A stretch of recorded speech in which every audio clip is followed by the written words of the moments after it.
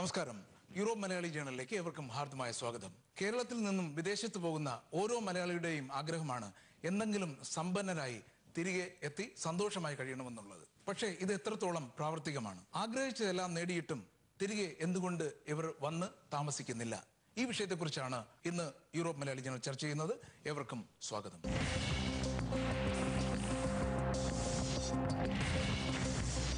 ഇന്ന് ഈ വിഷയത്തെക്കുറിച്ച് കൂടുതൽ വിശകലനം ചെയ്യാനായി വോൾത്തം ഫോറസ്റ്റ് മലയാളി അസോസിയേഷനിലെ അംഗങ്ങൾ എത്തിയിട്ടുണ്ട്. നമസ്കാരം. എത്ര കാലമായി യു കെയിൽ എത്തിയിട്ട്? 6 വർഷമായി. ഇതിനു മുമ്പ് 22 വർഷം ഗൾഫ് രാജ്യങ്ങളിലാണ്. അപ്പൊ പ്രവാസിയാണ്. 28 വർഷമായി പ്രവാസം തുടങ്ങിയിട്ട്. അപ്പൊ നാട്ടിലെ അതായത് ഈ വർഷങ്ങൾ ഒരു 28 വർഷങ്ങൾക്ക് മുമ്പ് നാട്ടിൽ നിന്ന് വിദേശത്ത് പോകുന്നു എന്ന് പറയുമ്പോൾ ഒരു എക്സൈറ്റ്മെന്റ് ഉണ്ടല്ലോ. ശരി. അന്ന് എന്താണ് മനസ്സിൽ കൂടെ പോയത്? അന്ന് ശ്രീകുമാർ പറഞ്ഞ ശരിയാണ്.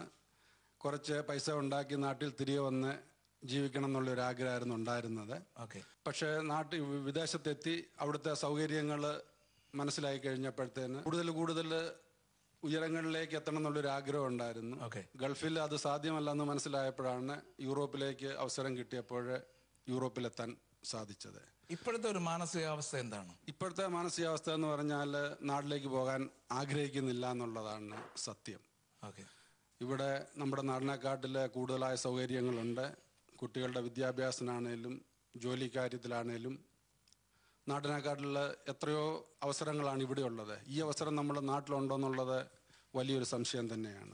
അപ്പൊ ഞാൻ ആദ്യം പറഞ്ഞ പോലെ നമ്മൾ ആദ്യം ഒരു ഉന്നം ഉണ്ടായിരുന്നല്ലോ, പുറത്തു പോവുക, കുറച്ച് കാശുണ്ടാക്കുക, തിരിച്ചു വന്നാൽ ഒരു വീടൊക്കെ വെച്ചിട്ട് സന്തോഷമായിട്ട് ജീവിച്ച് കാണിച്ചു കൊടുക്കുക എന്നുള്ള ഒരു സ്പിരിറ്റ് ഉണ്ടല്ലോ, അതൊക്കെ മാറി. അത് തീർച്ചയായിട്ടും മാറി.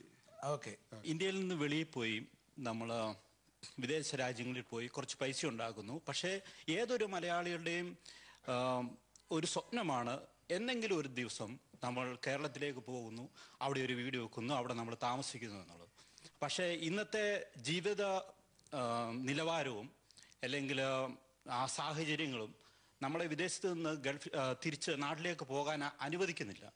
അതിന് കാരണം നമ്മുടെ സ്വപ്നമായ ഒരു വീട് നാട്ടിൽ വേണം എന്നുള്ളത് ഒരു ആവറേജ് മലയാളികൾക്ക് സാധ്യമാകുന്നില്ല. ഇന്നത്തെ ആ പുരയിടത്തിന് വില കൂടിയതാണോ?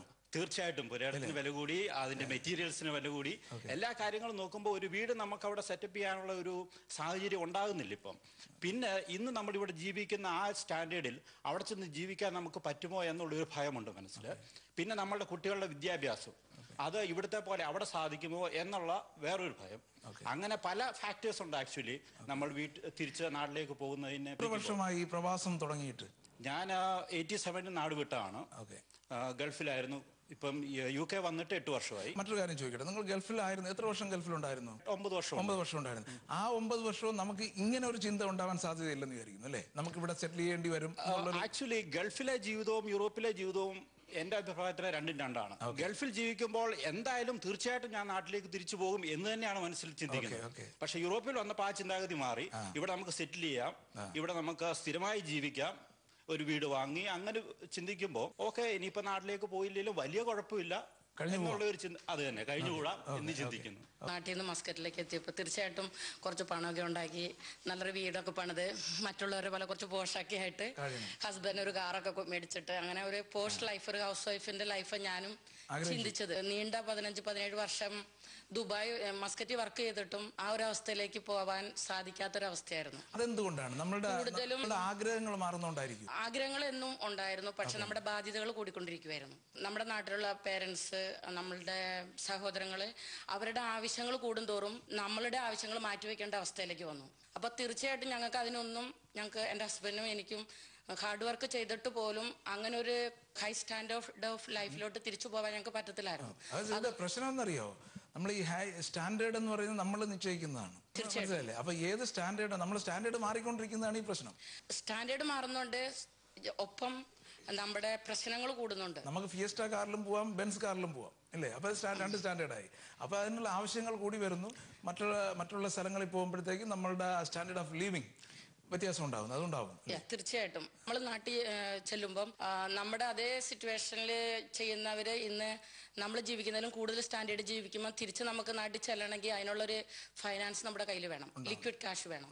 സോ അത് തീർച്ചയായിട്ടും ഗൾഫിൽ നിന്നാൽ പോലും നമ്മളെ കൊണ്ട് പറ്റാത്തൊരവസ്ഥയിലാണ് വേറൊരു സ്ഥലത്തേക്ക് മൈഗ്രേറ്റ് ചെയ്യാനായിട്ട് എന്നെ പ്രേരിപ്പിച്ചത്. തീർച്ചയായിട്ടും ഇവിടെ വന്നതിന് ശേഷം നമ്മൾ കുറച്ചും കൂടെ മോർ കംഫർട്ടബിളാ വിത്ത് ഇവിടുത്തെ ഈ ജീവിത സ്റ്റാൻഡിന് നിലവാരത്തോട്. ഇപ്പൊ ഈവൻ നമ്മൾ നാട്ടിൽ തിരിച്ചു പോയില്ലെങ്കിലും നമ്മൾ ഉദ്ദേശിച്ച രീതിയിൽ നമ്മുടെ സാമ്പത്തിക ഭദ്രത നന്നായിട്ടൊരു ഉറപ്പുണ്ട്, നമുക്ക് നല്ലൊരു സ്റ്റാൻഡേർഡ് ഓഫ് ഒരു എന്താ പറയാ ഒരു ഷെൽട്ടർ ഉണ്ട്, ഒരു വീടുണ്ട്, ഓൺ വീടുണ്ട്. പിന്നെ ഇവിടുത്തെ ഗവൺമെന്റ് ആയാലും നമ്മളെ കൂടുതൽ സപ്പോർട്ട് ചെയ്യുന്നുണ്ട്.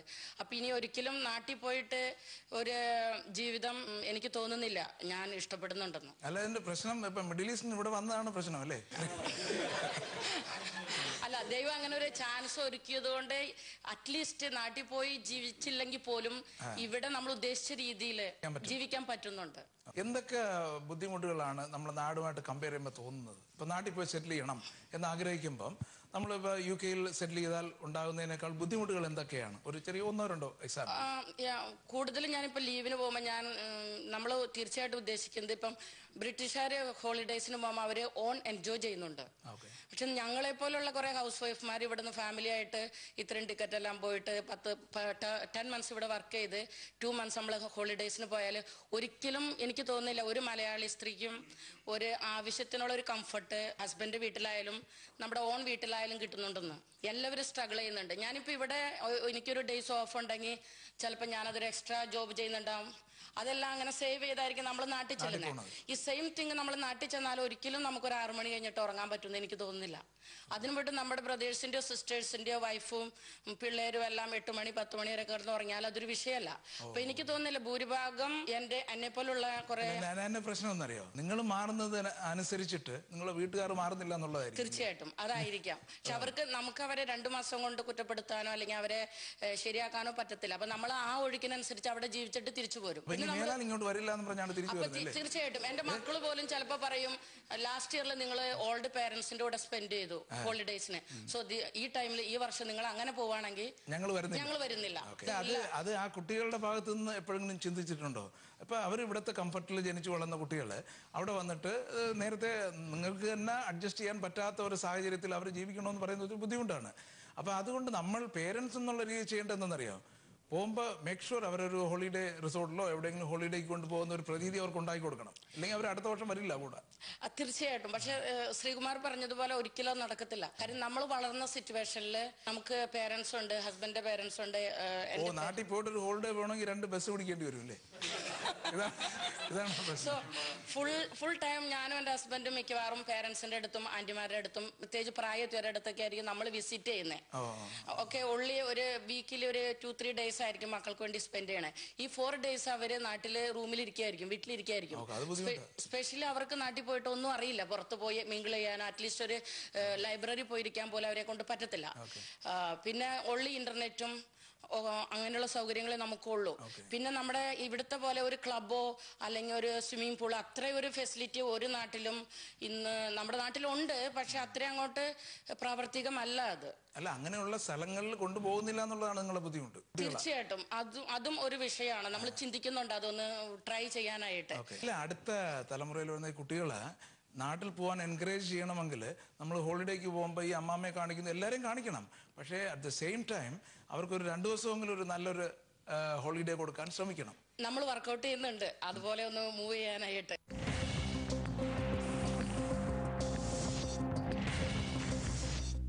ഞാനെന്നും എന്റെ നാട്ടിലേക്ക് തിരിച്ചു പോകണം എന്ന് ആഗ്രഹിക്കുന്ന ഒരു വ്യക്തി തന്നെയാണ്. അല്ല, ആഗ്രഹം ഉണ്ട്, പറ്റുമോ ഇല്ലയോ? അതിന്റെ കാരണമാണ് ഞാൻ ഈ പറഞ്ഞു വരുന്നത്. ഒരു കുടുംബത്തിലെ കുടുംബനായകനും കുടുംബനായികയും എന്ന് പറഞ്ഞു കഴിഞ്ഞാൽ സമൂഹത്തിന് വേണ്ടി വളർത്തിയെടുക്കുന്ന പുത്തൻ തലമുറയെ വളർത്തിയെടുക്കുവാൻ ഉത്തരവാദിത്തപ്പെട്ട വ്യക്തികളാണ്. അപ്പോൾ അവരുടെ കുഞ്ഞുങ്ങളെ കുറിച്ച് വളരെ ആഴമായി അവർ ചിന്തിക്കേണ്ട ആവശ്യമുണ്ട്. ഇന്ന് ഞാനും എൻ്റെ ഭാര്യയും നാട്ടിലേക്ക് പോകണമെന്ന് ആഗ്രഹിക്കുന്നതിൻ്റെ കാരണം സഹോദര കുടുംബ ബന്ധത്തിൻ്റെയും മണ്ണിൻ്റെ മണവും നമ്മുടെ കേരളത്തിലെ പഴങ്ങളുടെയും വയലുകളുടെയും ഒക്കെ ഓർമ്മകളാണ് ഇന്നും എന്റെയും. ഇന്ന് വയലൊന്നും ഇല്ല അവിടെ. എന്റെ നാട്ടിലുണ്ട് വയല് ഇല്ലാതാകുന്നുണ്ടായിരുന്നു, പക്ഷെ കാരണവശാൽ അതൊക്കെ നിർത്തി. പിന്നെ അതാണ് പറഞ്ഞ ജനങ്ങളാണ് പ്രകൃതിയും എനിക്കും നാടിനോട് വലിയ സ്നേഹമുള്ള ഒരു വ്യക്തിയാണ്. ഞാൻ ഇടവ എന്ന് പറയുന്ന സ്ഥലത്ത് വന്നതാണ്. ഇടവയെല്ലാം പോയി എന്റെ പഴയ വയലിൽ ഞാൻ തുന്നുപന്ത് കളിച്ച സ്ഥലം ഒന്ന് കാണാൻ ചെന്നപ്പോൾ അവിടെയും വയലില്ല. അതെ, എന്റെ ഓർമ്മയിലുണ്ട്. എന്റെ വീടിന്റെ പിൻപുറത്തുള്ള പുഞ്ചപ്പാടത്ത് ഞങ്ങൾ ചക്രം ചവിട്ടുന്ന ഓർമ്മയുണ്ട്. സ്ത്രീകള് ഞാറ് നടുമ്പോൾ അതിന്റെ കൂടെ ഞങ്ങൾ ഞാറ് നടാൻ ഇറങ്ങുമായിരുന്നു, ഞങ്ങൾ സഹോദരങ്ങൾ ഇറങ്ങുമായിരുന്നു. അതൊക്കെ ഓർമ്മകളാണ്. അതിലേക്ക് തിരിച്ചു പോകാൻ ഞങ്ങൾ ആഗ്രഹിക്കുന്നു. തിരിച്ചു ചെല്ലുമ്പോൾ ഇത് അവിടെ ഇല്ലെങ്കിൽ എന്ന് ചോദിച്ചു കഴിഞ്ഞാൽ ഇന്നും നാടിന്റെ മണം ആഗ്രഹിക്കുന്നവൻ അതിലേക്ക് പോകാൻ ആഗ്രഹിക്കുന്നു. അവിടെ ചെന്ന് എത്തുന്ന പൊട്ടും പൊടിയും സ്വീകരിക്കുവാനായിട്ട് തയ്യാറായിരിക്കണം. തീർച്ചയായിട്ടും അവിടെ എന്തുണ്ടോ അതിന്റെ പൊട്ടും പൊടിയും കിട്ടുവാനായിട്ട്. അപ്പോൾ എന്റെ കുഞ്ഞുങ്ങൾ ഇവിടെ ജനിച്ചു വളർന്നു, എന്റെ അല്ല പല കുഞ്ഞുങ്ങൾ ഇവിടെ ജനിച്ചു വളർന്നു. ഈ മണ്ണിന്റെ മണവും ഇവിടുത്തെ സുഹൃത്ത് ബന്ധവും കിട്ടി. അവരെ പിഴുതുകൊണ്ട് ഞാൻ നാട്ടിലേക്ക് പോവുക എന്ന് പറഞ്ഞു കഴിഞ്ഞാൽ പുത്തൻ തലമുറയുടെയും സാമൂഹ്യത്തിന്റെയും അവരെ പിച്ചി ചീന്തിക്കൊണ്ട് അവരുടെ നല്ല ഭാവിയെ നശിപ്പിച്ചുകൊണ്ട് ഞാൻ എടുത്തുകൊണ്ട് പോവുക. അപ്പം സ്വാർത്ഥത എന്നിലുണ്ടായി. അല്ല, ഇത് തന്നെയാണ് ഇവിടെ പറഞ്ഞു വരുന്നത്. അപ്പം അതാണ് പറഞ്ഞത്, സാഹചര്യവശാൽ മാത്രം സ്വന്തം നിർണയത്തിൽപ്പെടുന്ന ഒരു കാര്യമാണ് നാട്ടിലേക്ക് തിരിച്ചു പോകണോ എന്ന്. ഇതെല്ലാം കളഞ്ഞിട്ട് എനിക്ക് പോകണമെന്ന് ആഗ്രഹമുണ്ടെങ്കിൽ പോകാം. പക്ഷേ പോകുമ്പോൾ ഇങ്ങനെ ചില ബുദ്ധിമുട്ടുകൾ ഉണ്ടാകും. പിന്നെ നാട്ടിൽ നിന്ന് കിട്ടുന്ന പ്രതികരണം, ഇപ്പോൾ ചേച്ചി പറഞ്ഞിരുന്നു, കുടുംബത്തിലേക്ക് ചെല്ലുമ്പോൾ ചിലപ്പോൾ ടൂർ പോകുമ്പോൾ വലിയ ബസ്സുകൾ എടുക്കേണ്ടി വരും. പിന്നെ രണ്ടാമത് നമ്മുടെ ബഹുമാന്യ പ്രൊമോട്ടർ ശ്രീകുമാർ പറഞ്ഞ പോലെ ആഗ്രഹങ്ങൾ കടൽ പോലെയും ആകാശം പോലെയുമാണ് പോയിക്കൊണ്ടിരിക്കുന്നത്. അതാണ് പ്രശ്നം. അതാണ് ഏറ്റവും വലിയ പ്രശ്നം ഇവിടുത്തെ. ആ പ്രശ്നം ഒഴിവാക്കുന്ന മനുഷ്യൻ, അതാണ് പറഞ്ഞത്, സാഹചര്യമായ ജീവിതത്തിലേക്ക് മുന്നോട്ട് കൊണ്ടുപോകുന്ന വ്യക്തിക്ക് നാട്ടിലേക്ക് പോകാം. നാട്ടിൽ ചെല്ലുമ്പോൾ ചില നല്ല സ്നേഹമുള്ള സുഹൃത്തുക്കളും സഹോദരങ്ങളും ഒക്കെ കാണാം. അവരുടെ സ്നേഹങ്ങൾ കിട്ടുമ്പോൾ നമ്മൾ പോകും. അപ്പൊ ചിലർക്ക് ചില രീതിയിലുള്ള പ്രതികരണങ്ങൾ ഉണ്ടാകാം. ഇതിപ്പോ ഹോളിഡേക്ക് പോവാം, അവരെയൊക്കെ കാണാമെന്നുള്ളതിനപ്പുറം നമുക്ക് അവിടെ പോയി സെറ്റിൽ ചെയ്യാൻ പറ്റുമോ ഇല്ല എന്നുള്ളതാണ് ഇവിടെ പറഞ്ഞു വരുന്നത്. അല്ല, ഹോളിഡേയിൽ പോകുമ്പോൾ പിള്ളേരെ കൊണ്ടുപോയി സെറ്റിൽ ചെയ്യണമെങ്കിൽ അവർക്ക് വേണ്ട എൻജോയ്മെന്റും കൊടുത്ത്, നിന്റെ വലിയപ്പൻ, നിന്റെ വല്യമ്മ, നിന്റെ സഹോദരങ്ങൾ, നിന്റെ ബ്ലഡിൽപ്പെട്ടത്, നിന്റെ മണ്ണ്, നിന്റെ അപ്പൻ ജനിച്ച മണ്ണ്, എന്റെ കുഞ്ഞിക്കാലുകൾ ഇഴയിട്ട മിറ്റമാണെന്ന് പോലും പറഞ്ഞു കൊടുക്കുവാനുള്ള ഉത്തരവാദിത്വം മാതാപിതാക്കൾക്കുണ്ടായിരിക്കണം. പറഞ്ഞു കൊടുത്താലും കൊച്ചുങ്ങൾ ഒരു ദിവസം കേൾക്കും, രണ്ടാമത്തെ ദിവസം വീണ്ടും കുഞ്ഞിക്കാലെന്ന് പറയുമ്പോഴാണ് അവർക്ക് പ്രശ്നം. അത് പിന്നെ വേറൊരു കാര്യമുണ്ട്, സ്വന്തം കുടുംബത്തിന്റെ ആറ്റിറ്റ്യൂഡ് പോലിരിക്കും അതിന്റെ മുന്നോട്ടുള്ള പോക്ക്. താങ്കളിലേക്ക് തിരിച്ചു വരാം. അടുത്ത ഒരു കമന്റ്. എന്നെ സംബന്ധിച്ച് എനിക്ക് പറയാനാണെങ്കിൽ എനിക്ക് വ്യത്യസ്തമായ ഒരു കാഴ്ചപ്പാടാണുള്ളത്. അതായത് 6 വർഷങ്ങൾക്ക് മുന്നെയാണ് ഞാൻ ഈ UK വരുന്ന സമയത്ത് എൻ്റെ ഫാദർ എന്നോട് പറഞ്ഞു UK പോകണ്ട എന്ന് പറഞ്ഞു. ഞാൻ പറഞ്ഞു കുഴപ്പമില്ല.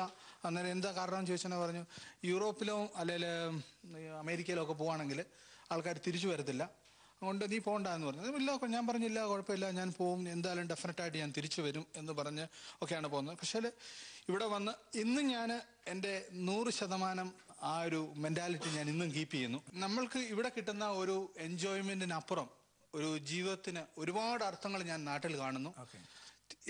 ഒരു ടൈം കഴിയുമ്പോൾ തീർച്ചയായിട്ടും എനിക്കറിയത്തില്ല, നാളത്തെ സാഹചര്യങ്ങൾ ചിലപ്പം മാറ്റിമറിച്ചേക്കായിരിക്കും. പക്ഷേ ഇന്നും ഞാൻ വെച്ച് പുലർത്തുന്നത് തിരിച്ച് നാട്ടിൽ പോകണം.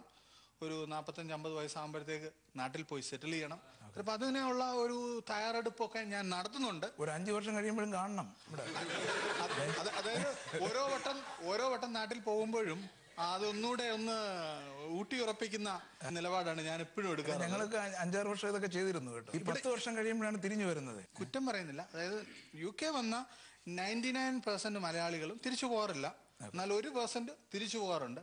ഞാൻ ആ 1%-ലാകാൻ ഞാൻ ആഗ്രഹിക്കുന്നു. അതായത് നമ്മൾ നാട്ടിലത്തെ ആ ഒരു എത്ര ബുദ്ധിമുട്ടുകൾ ഉണ്ടെങ്കിലും നമ്മുടെ കുടുംബവും നമ്മുടെ സഹോദരങ്ങളും നമ്മുടെ, അതായത് വളർന്നു വന്ന ആ ചുറ്റുപാടിലും ജീവിക്കുന്ന ഒരു സന്തോഷം എന്ന് പറയുന്നത്. ഈ സന്തോഷം എല്ലാവരും ആഗ്രഹിക്കുന്നുണ്ട്. എത്ര മക്കളുണ്ട്? എനിക്ക് 2 കുഞ്ഞുങ്ങൾ. എത്ര വയസ്സായി? ഒരാൾക്ക് 4 വയസ്സ്, അതാണ് പ്രശ്നം. ഒരു 10 വയസ്സ് കഴിയട്ടെ. അത് ശരിയാണ്.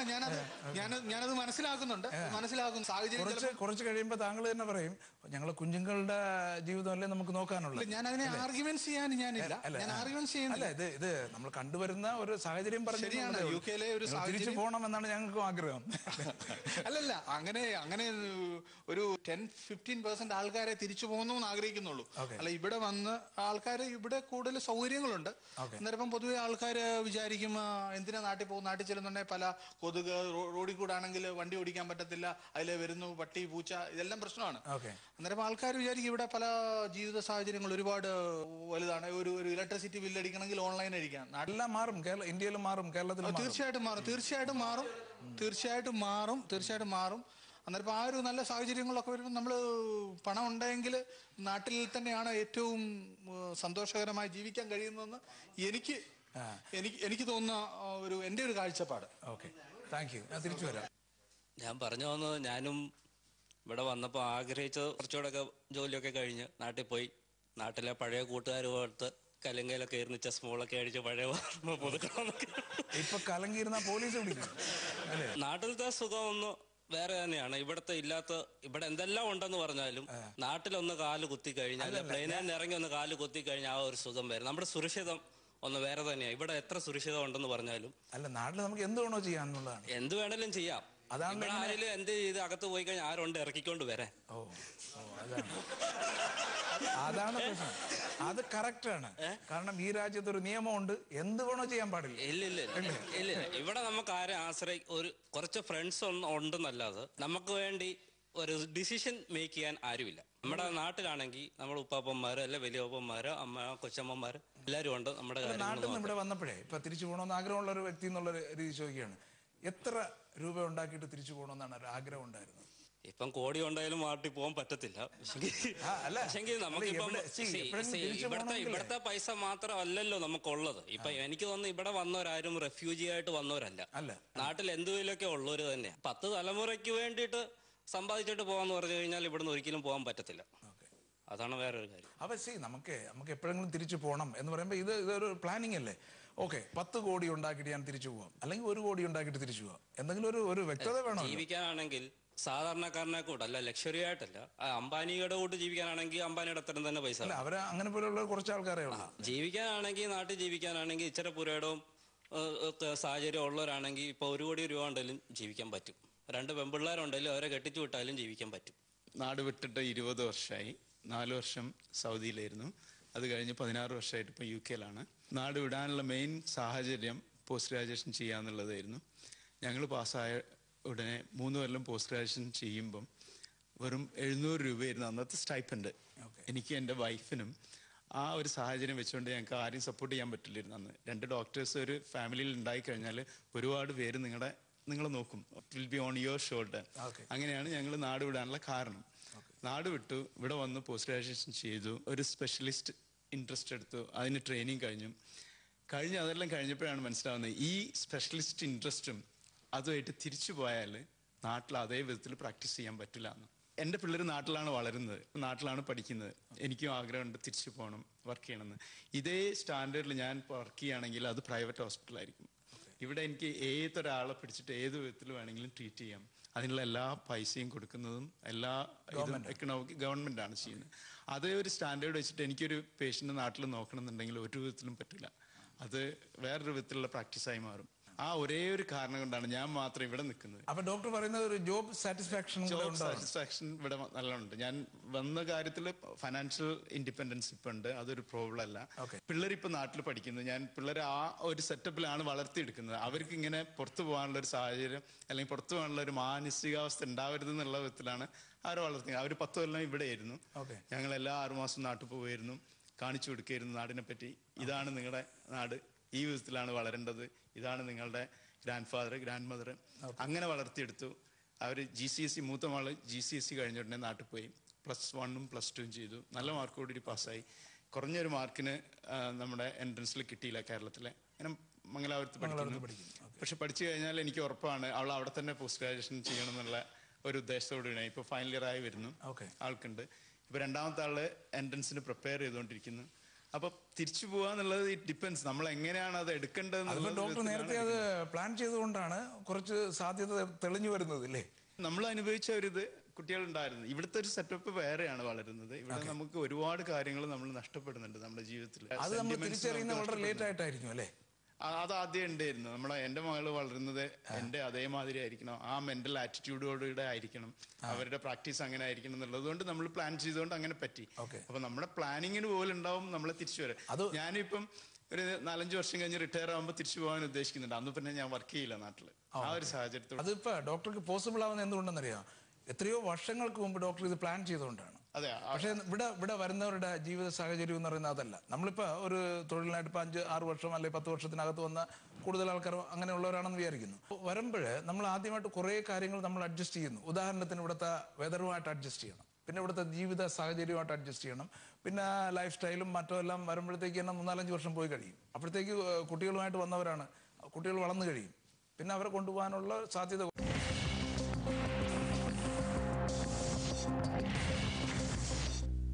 ഞാനിവിടെ വന്നിട്ട് 6 കൊല്ലം 7 കൊല്ലം ആവാറായി.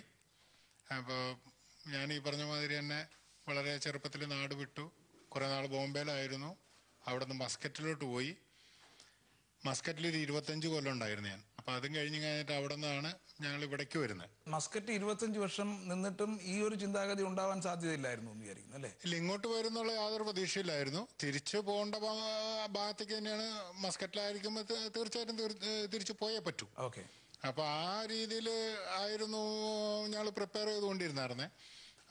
അതിന് വേണ്ടിയിട്ടുള്ള എല്ലാ കാര്യങ്ങളെല്ലാം. പക്ഷേ ഇപ്പോൾ നമ്മുടെ ചർച്ചയിൽ പറഞ്ഞ പോലെ പ്രശ്നങ്ങൾ ഒന്നൊന്നായി കൂടി വരിക എന്നുള്ളത് അല്ലാതെ അത് ആഗ്രഹങ്ങൾ മനുഷ്യന്റെ സ്വാഭാവികമാണ്. നമുക്കെല്ലാവർക്കും ആഗ്രഹങ്ങളുണ്ട്.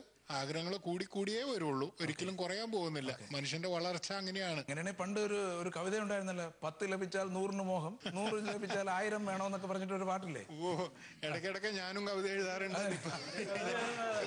ഇപ്പൊ ഇതേ സംഭവത്തെ കുറിച്ച് ഞാൻ പുതിയതായിട്ടൊരു കവിത എഴുതിയിട്ടുണ്ട്. അവിടെ തന്നെ റിലീസ് ചെയ്യുന്നതാണ്. സംഭവം പറഞ്ഞു വന്നു കഴിഞ്ഞിട്ടുണ്ടെങ്കിൽ ഇപ്പൊ എനിക്ക് ഒന്നേ പറയാനുള്ളൂ. ആർക്കൊക്കെ ആഗ്രഹമുണ്ട് തിരിച്ചു പോകാന്നുണ്ടെങ്കിൽ വളരെ വൈകിക്കുന്നതിന് മുമ്പ്, ഇപ്പൊ കുഞ്ഞു കുട്ടികളായിരിക്കുമ്പോൾ അത് സാധ്യമാണ്. കുഞ്ഞുങ്ങൾ വളരുന്ന ശ്രീകുമാർ മുമ്പ് പറഞ്ഞ പോലെ തന്നെ കുഞ്ഞുങ്ങൾ വളരും തോറും നമ്മുടെ സാഹചര്യങ്ങൾ മാറിക്കൊണ്ടിരിക്കുകയും ചെയ്യും, നമ്മുടെ ആഗ്രഹങ്ങൾക്ക് പഴക്കം വന്നുകൊണ്ടിരിക്കുകയും ചെയ്യും, ആവശ്യങ്ങളും കൂടിക്കൊണ്ടിരിക്കും. നാട്ടിൽ പോയി കഴിഞ്ഞ് ഞാൻ എന്തായാലും നാട്ടിൽ പോകാനായിട്ട് തീരുമാനമൊന്നുമില്ല. സാമ്പത്തികം തന്നെ മെയിനായിട്ട്. നമ്മൾ എത്ര സമ്പാദിച്ചു വെച്ചിരുന്നാലും ഈ പറഞ്ഞ മാതിരി 1 കോടി 2 കോടി എന്നൊക്കെ പറഞ്ഞ് സമ്പാദിച്ചു വെച്ചിരുന്നാൽ കൂടി നമുക്കൊരു സംശയം, ഇത് മതിയാവുമോ എന്നുള്ളത്. ഇല്ല, മതിയാവുന്നില്ല എന്നുള്ളത് ഞാൻ മനസ്സിലാക്കുന്നു. എന്തുകൊണ്ടെന്ന് വെച്ച് കഴിഞ്ഞാൽ ഇതിപ്പോ എനിക്ക് മൂത്ത എൻ്റെ 2 പെൺമക്കളാണ്, ട്വിൻസ് ആണ്. അപ്പൊ അവരുടെ ഇപ്പൊ ഇവിടുത്തെ എഡ്യൂക്കേഷൻ കഴിഞ്ഞു. ഞാൻ മെഡിസിന് വേണ്ടിയിട്ട് നാട്ടിലേക്ക് ഒന്ന് വിളിച്ചു നോക്കി. നമ്മുടെ പ്രവാസി കോട്ട വഴി കിട്ടുവാണെന്നുണ്ടെങ്കിൽ. അപ്പൊ അതിന് മണിപ്പാൽ യൂണിവേഴ്സിറ്റി എന്നോട് ചോദിച്ച 75 ലക്ഷമാണ്. ഞങ്ങളുടെ തൃശ്ശൂർ ഒരു അമല ഉണ്ട്, അവരൊരു 45 ലക്ഷം. പ്ലസ് ഇതിനോടുള്ള മറ്റുള്ള ചെലവുകളും കൂടി കാൽക്കുലേറ്റ് ചെയ്ത് കഴിയുമ്പോൾ ഇത്തരത്തിൽ അവരെ പഠിപ്പിച്ച് അവരുടെ എഡ്യൂക്കേഷൻ കൂടി കഴിഞ്ഞു കഴിഞ്ഞാൽ ഒന്നും കാണില്ല. പിന്നെ കെട്ടിച്ചു വിടേണ്ട ഭാഗത്തേക്ക് ഒന്ന് ചിന്തിച്ചു നോക്കിയേ. ഒരു ഡോക്ടറായ ഒരു എഡ്യൂക്കേറ്റഡ് ആയ ട്വിൻസ് 2 കുട്ടികളെ ഒരേ സമയത്ത് ഞാനൊന്ന് കെട്ടിച്ചു വിടണമെങ്കിലത്തെ ഒരു കാര്യം കൂടി ഒന്ന് ആലോചിച്ച് നോക്കിയേ. ഇവിടെ തന്നെ നല്ലത്. അപ്പൊ നമ്മൾ ഈ തിരിച്ചു പോകുന്ന സുഹൃത്തുക്കള് ആഗ്രഹിക്കുന്നത് കൊള്ളാം, ആഗ്രഹങ്ങളൊക്കെയാണ്. ജന്മമണ്ണാണ്, ഭാരത മണ്ണാണ്. ഞാനും ഇപ്പൊ കവിത എഴുതിയിട്ടേ ഉള്ളൂ. എന്റെ ഭാരത മണ്ണിലാകണേ എന്റെ ജഡം വെക്കേണ്ടത് എന്നൊക്കെ പറഞ്ഞു കഴിഞ്ഞിട്ട് അത് പുറത്തു വരുമ്പോ കുറച്ചും കൂടി വ്യക്തമാവുമായിരിക്കും. വള്ളത്തോൾ പറഞ്ഞ ചോര തിളക്കണം കൂടെ അല്ലേ? ഇത്തരം കാര്യങ്ങളും കൂടി നമ്മളൊന്ന് അഡ്വാൻസ് ആയിട്ട് ചിന്തിച്ച് മുമ്പോട്ട് പോവുക, തിരിച്ചു പോകാൻ ചിന്തിക്കുന്നവര്. രണ്ടാമത്തെ കാര്യം, ഇതിനിടയിൽ ഒരു മാരകമായ ഒരു അസുഖം കൂടി നമുക്കൊന്ന് വന്നു പെട്ടു എന്ന് കരുതിക്കോ. ബാക്കിയുള്ള മെഡിക്കൽ ചെലവിന്റെ കാര്യം ഞാനൊന്നും പ്രത്യേകിച്ച് പറയേണ്ടതൊന്നുമില്ലല്ലോ. ഒരു ചുമ വന്നാലും ICUലാണ്. ഇപ്പൊ അഡ്മിറ്റ് ആവുന്നത്. അപ്പൊ ഇതൊക്കെയാണ് ഇപ്പോഴത്തെ നാടിന്റെ സിറ്റുവേഷൻസ്. ചുമ വന്നാലും സ്കാൻ എല്ലാം എടുക്കും. എല്ലാം എടുക്കണം. എല്ലാം എടുത്താലേ നമുക്ക് കാര്യം മനസ്സിലാകത്തുള്ളൂ. കാരണം എന്ന് വെച്ചാൽ അതോടുകൂടിയൊക്കെ പരിപ്പിളകും നമ്മുടെ. അപ്പൊ ഇതൊക്കെ കഴിഞ്ഞിട്ട് നമ്മൾ ഉണ്ടാക്കി വെച്ച എത്ര ഏക്കർ ഭൂമി ഉണ്ടെന്നുണ്ടെങ്കിലും ഇപ്പൊ ഒരു സെന്റ് ഭൂമിയുടെ വിലയൊക്കെ അറിയാലോ നമുക്ക്. പക്ഷെ ഓരോരോ പീസായിട്ട് അങ്ങ് പോകും. ഇതൊക്കെ കഴിഞ്ഞ് കഴിയുമ്പോൾ വാർദ്ധക്യത്തിൽ വരുമ്പോ ചിലപ്പോ ഒരു പക്ഷേ നമുക്ക് ഇവിടെ ഇല്ല അവിടെ ഇല്ലാണ്ട് വരും. അല്ല, ഇപ്പൊ നമ്മളിപ്പോ സംസാരിച്ചു വരുന്നതേ നമുക്ക് തിരിച്ചു പോകാൻ പറ്റുമോ ഇല്ല എന്നുള്ളതാണ് പറയുന്നത്. പറ്റില്ല എന്നുള്ളത് ഇത്തരം കുറച്ച് കാര്യങ്ങളോട് മുൻനിർത്തി സുഹൃത്തുക്കൾ ആഗ്രഹിച്ചാൽ കൊള്ളാമെന്ന് എനിക്ക് പറയാനുള്ളൂ. ഏതാണ്ട് 10 വർഷത്തോളായി ഇവിടെ വന്നിട്ട് ഇതുവരെയും നാട്ടിലേക്ക് തിരിച്ചു പോകണമെന്ന് തന്നെയായിരുന്നു ആഗ്രഹം ഉള്ളില്. പക്ഷെ ഇപ്പൊ ഇവിടെ ഇരുന്ന് ഈ ഡിസ്കഷൻ ഒക്കെ കേട്ടപ്പം തൽക്കാലം പോകുന്നില്ലെന്നങ്ങ് തീരുമാനിച്ചു. അയ്യോ, ഞങ്ങൾ ഒരിക്കലും പോരെന്ന് പറയാനല്ല ഈ ഡിസ്കഷൻ വെച്ചത്. അതല്ല, ജോസേട്ടൻ പറഞ്ഞ ഈ ചുമ വന്നാലും ഇത്രയും കാശൊക്കെ കൊടുക്കണമെന്നുണ്ടെങ്കിൽ അതിലും ഭേദം ഇവിടെ GP കാണുന്ന അങ്ങനത്തെ ഹോസ്പിറ്റലിൽ പോയിരുന്നാ മതി. അല്ല, എല്ലാ ഹോസ്പിറ്റലും കണക്കാ. അങ്ങനെയാണ്. ചുമ വന്നാലുണ്ടെ MRI സ്കാൻ എടുക്കും. അതാ എല്ലാം A to Z എല്ലാ ചെക്കപ്പുമാണ്. അതിന് പ്രത്യേക ആൾക്കാർ പുറത്ത് ഹോസ്പിറ്റലിന് മുമ്പ് ഇരിപ്പുണ്ട്. അതൊക്കെ ആലോചിച്ചപ്പം തൽക്കാലം ഇവിടെ. അല്ല, ഈ ഒരു സാഹചര്യം നമ്മൾ കേരളത്തിൽ മാറാൻ എന്തെങ്കിലും സാധ്യത താങ്കൾ കാണുന്നുണ്ടോ? ഒരിക്കലും ഇല്ല, തോന്നുന്നില്ല. കാര്യം അതിന്റെ പോക്ക് അങ്ങനെയാണ്.